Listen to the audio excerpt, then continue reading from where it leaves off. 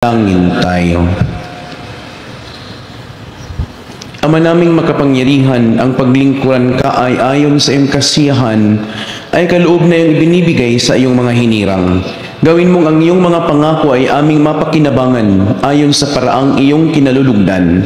Sa pamamagitan ni Jesucristo kasama ng Espiritu Santo magpa sa walang hanggan. Amen.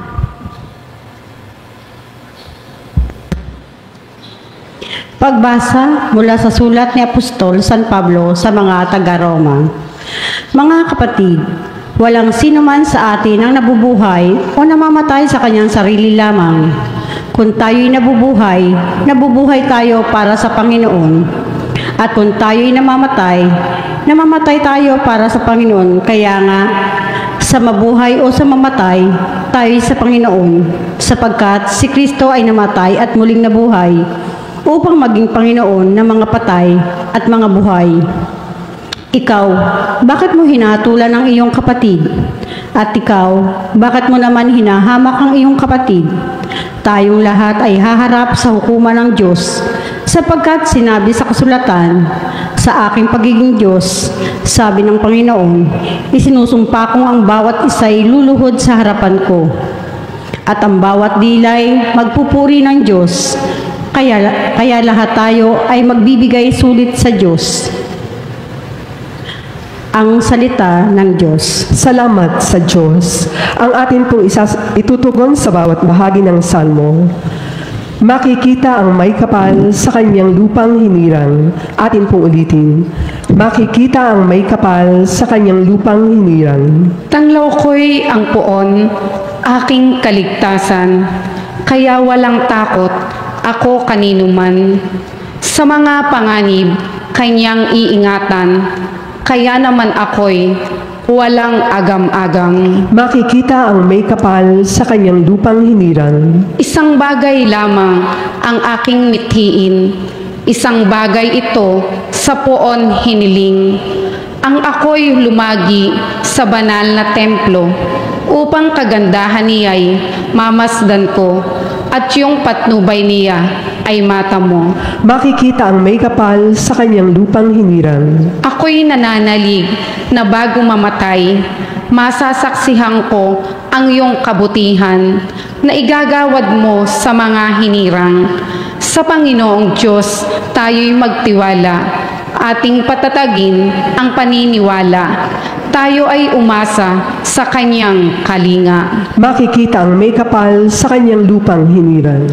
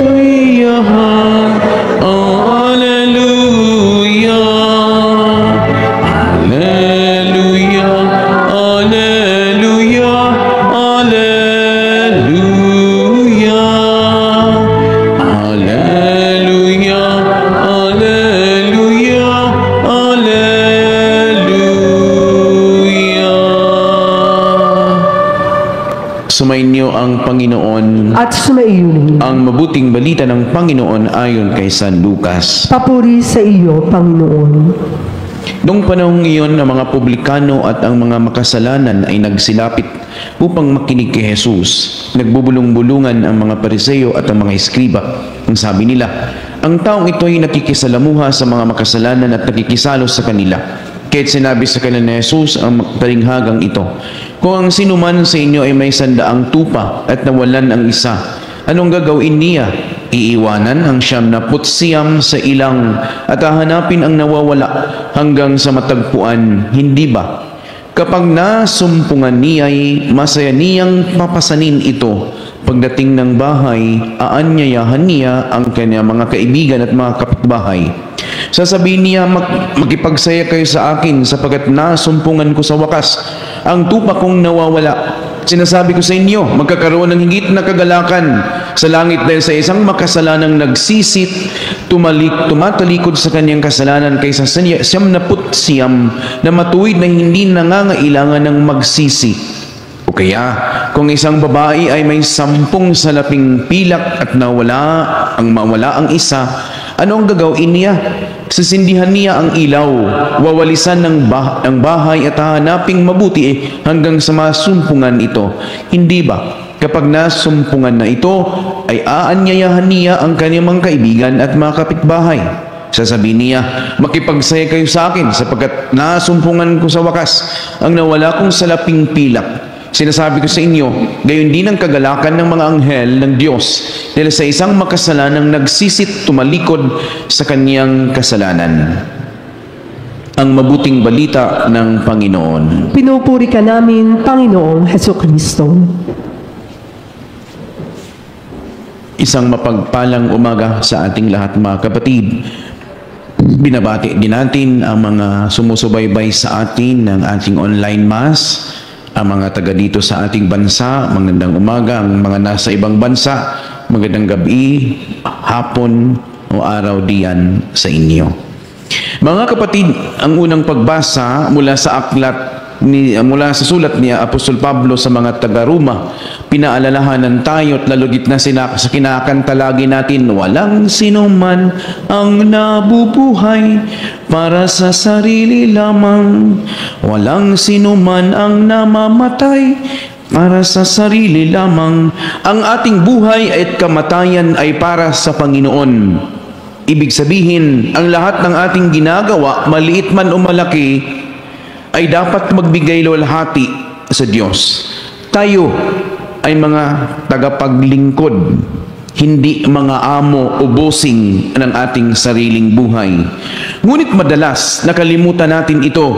Mas iniisip natin ang sarili at nakalimutan natin ang tanging Diyos lamang ang tunay na hukom. Ang sabi ni Apostol Pablo ay nagpaalala sa atin, lahat tayo ay haharap sa hukuman ng Diyos. Hindi ito pananakot, kundi paanyaya na mamuhay ng may pananagutan at pag-ibig. Kapag ang buhay ay nakasentro sa Panginoon, nagiging mapayapa, mapagpatawad at puno ng pag-asa. Sa ating mabuting balita, narinig natin ang dalawang talinghaga, ang nawawalang tupa at ang nawawalang salapi. Ipinakita ni Jesus na ang Diyos ay isang ama na walang sawang nagmamahal. Siya ang pastol na handang iwan ang 79 upang hanapin ang isang nawawala. Aanhin pa yung isa. Marami namang naiwan Pero ang Diyos ay mahalaga. Mahalaga tayo sa mga mata ng Diyos. Gayon din ang babae na masusing naghahanap ng isang bariyang nawala. At ano ang kanilang gesture ng kanilang pasasalamat? Ang natagpuan ng mga ito? Ang kagalakan, ang saya, ang tuwa na kanilang matagpuan ang kanilang hinahanap. Matagpuan ang nawawalang tupa, tagpuan ang nawawalang pilak o salapi. Ang Diyos ay hindi nagagalak sa pagdurusa o pagkakamali natin, kundi sa ating pagbabalik. Ang tunay na kagalakan ng langit ay isang pusong nagsisisi at nagbabalik loob. Yun po yung mahalaga.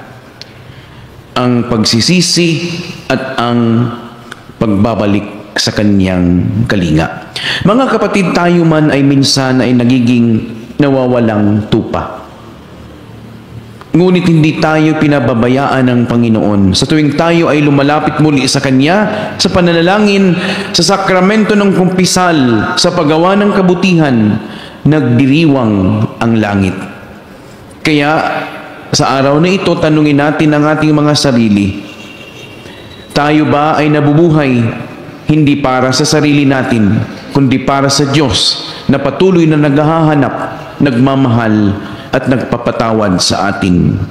Maging daan din tayo ng kanyang pag-ibig sa iba. Pag-ibig na hindi tayo inaabuso, pag-ibig na kung saan ay patuloy nating ipahayag ang sinasabi nga nating pagkapantay-pantay at pagkakaisa. So mga kapatid, ang hamon sa atin din sa ating mabuting balita, sa ating ebanghelyo, ang sinasabi nga nating malasakit sa ating kapwa. Lalo tigit na sa pamilya natin, sa mga anak ninyo, sinasabi nga nating pasaway, sinasabi nga nating sa English pa black sheep. Binibigyan ba natin ng panahon ang mga iyon? Binibigyan ba natin sila ng oras para sila ipakinggan kung bakit sila nagkagayaan? Or sabi natin, bahala ka na diyan, bahala ka na. Lagi na lang ang sinasabi natin, bahala ka na diyan. Ikaw din sa huli ang magsisisi. Pero hindi, responsibilidad mo iyan bilang magulang, bilang ina. Kaya nga po naging rebellious ang iyong anak. Kaya nga po naging rebellious ang iyong alaga dahil sa wala ka ng panahon. Oo, nagbibigay ka.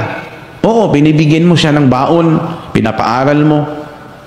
Pero wala yung puso, wala kang panahon para sa kanya, para siya kausapin. Yung heart to heart, puso sa puso, bilang isang ina. Kaya nga mga kapatid, ganun ang gustong ipadama ni Jesus sa atin. Ano ang ginagawa niya sa isang tupang nawawala?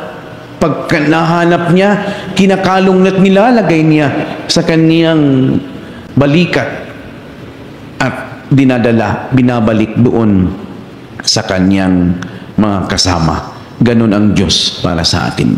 So mga kapatid, sa pagpatuloy po ng ating banal na misa, hilingin natin sa Kanya naway tulungan niya tayo sa lahat ng ating pong mga suliranin sa buhay at kalingain niya tayo katulad ng pagkalinga niya sa isang nawawalang pastol. Amen.